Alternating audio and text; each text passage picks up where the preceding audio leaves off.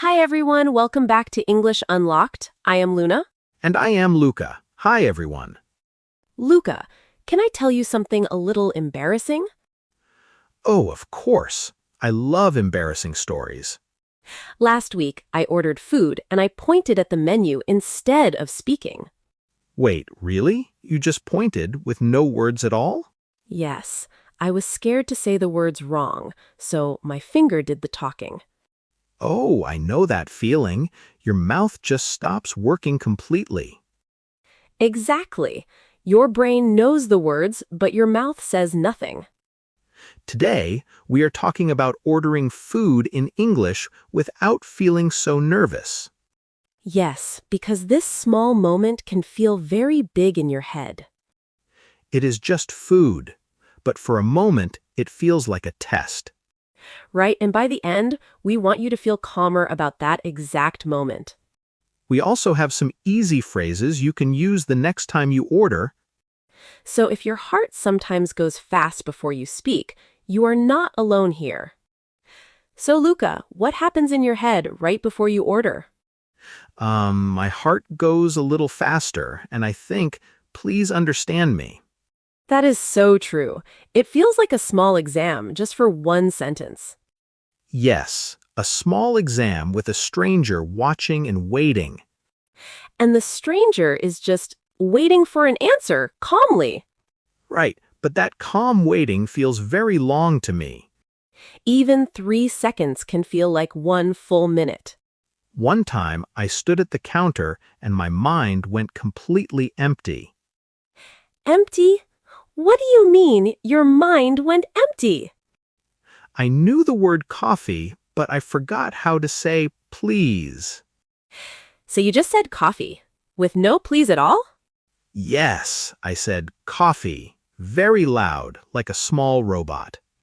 Oh no, Luca. What did the person behind the counter do? She just smiled and said, "Sure, anything else for you?" See, she was kind. She did not care about the word please. That is true, but in my head, I felt like I had failed something. I understand that feeling, even when the other person is friendly. Yes, my head and the real moment were two different things. I think we make this moment bigger in our minds than it really is. Yes, for us, it feels huge, but for the worker, it is just another Tuesday. Just another Tuesday with one more coffee. Exactly. We are the main character, but only in our own story. That is a nice way to say it, actually. Thanks. I think about it like that now, after the robot moment. Has it happened again since then? The empty mind feeling? Once or twice, yes, but it feels a little smaller now. Smaller? How? What changed for you? Exactly?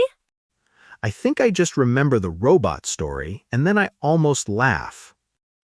So the embarrassing story actually helps you now? Yes, in a strange way, it reminds me that nothing bad really happened. That is such a useful way to use an old memory. I used to feel bad about it, but now it feels almost friendly.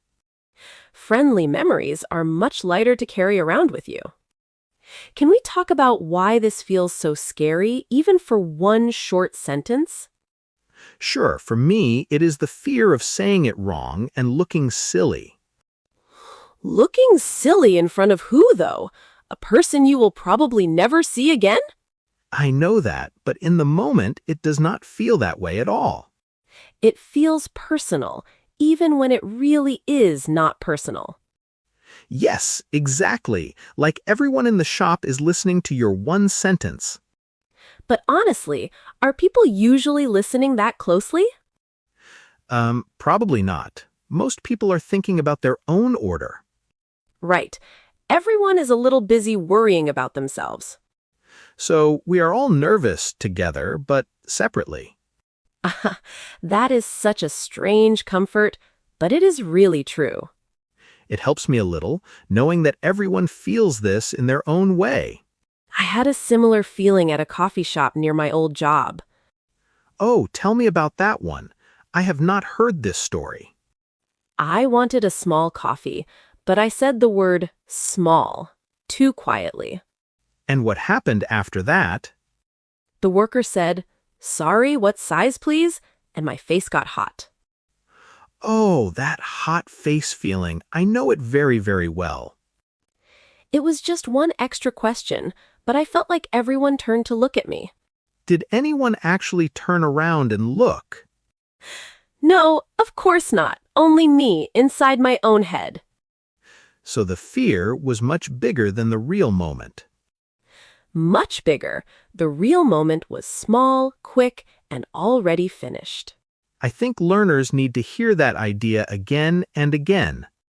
Yes, because we are usually the only ones who notice our small mistakes. It is a strange kind of loneliness, noticing something nobody else saw. That is a good way to describe it, Luca.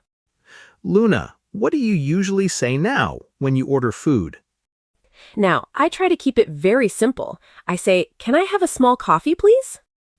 Can I have a small coffee, please? That sounds short and clear. It is short, and people understand it every single time. I like that it is short because short feels safer for me. Yes, short sentences are friends, not enemies. Friends, not enemies. I will remember that. Can we practice it together now, slowly? Sure. Can I have a small coffee, please? Try it again, but a little slower this time. Can I have a small coffee, please? That sounds natural now, Luca. Your mouth is relaxed. Yes, my mouth and I are friends again, finally. And you can change the word coffee to almost any food. Like, can I have a sandwich, please? Exactly. Or, "Can I have the chicken, please?" Same shape, just a different word inside. Right? You are not building a brand new sentence every time. That feels much less scary because I only change one small piece. Yes, one small piece, and the rest stays the same. I think I can really use this one tomorrow. Luca, what happens when the worker speaks too fast for you? Oh, that is honestly my biggest fear when ordering food. Tell me what goes through your mind in that exact moment. My mind says, just smile, nod, and hope it is okay. The smile and nod plan. I know this plan. Yes, the classic plan, but sometimes it goes very wrong. What happened with the smile and nod plan, Luca? One time I nodded, and the person gave me a giant meal I did not want. A giant meal? That is a big surprise for one nod. Yes, much bigger than I expected, and I did not know how to say no. So instead of smiling and nodding, what could you say next time? Maybe, sorry, can you say that again, please? Yes, that is honest, and it is also very polite. It feels strange to ask that, but it is much better than a giant meal. Much better, and also smaller. Definitely smaller. My stomach was not ready for that meal. People ask this question every day, in every language, everywhere. It is normal, but it does not feel normal in your second language. That is fair, but normal can grow with a little practice. I like that idea. Normal can grow slowly. Yes, and one small question can save you from a giant meal. A very wise lesson from one robot and one giant meal. What if you order the wrong thing by mistake? Oh, that happened to me once with a drink size. Tell me what happened that time. I wanted a small drink, but a large one arrived at the table. And what did you do in that moment? I just took it because I did not want to say anything. Even though it was not what you wanted at all. Yes, I thought, it is fine. I will just drink more than usual. That is so relatable, Luca. So many people do exactly that. Really? You too sometimes? Me too. One time I got the wrong sandwich, and I just ate it quietly. So we both just accept the mistake very quietly. Yes, quietly, and maybe a little sadly. But what could we say instead in a calm way? Maybe, sorry, I think this is not what I ordered. Sorry, I think this is not what I ordered. That sounds calm, not angry. Yes, calm is the key word here, not angry.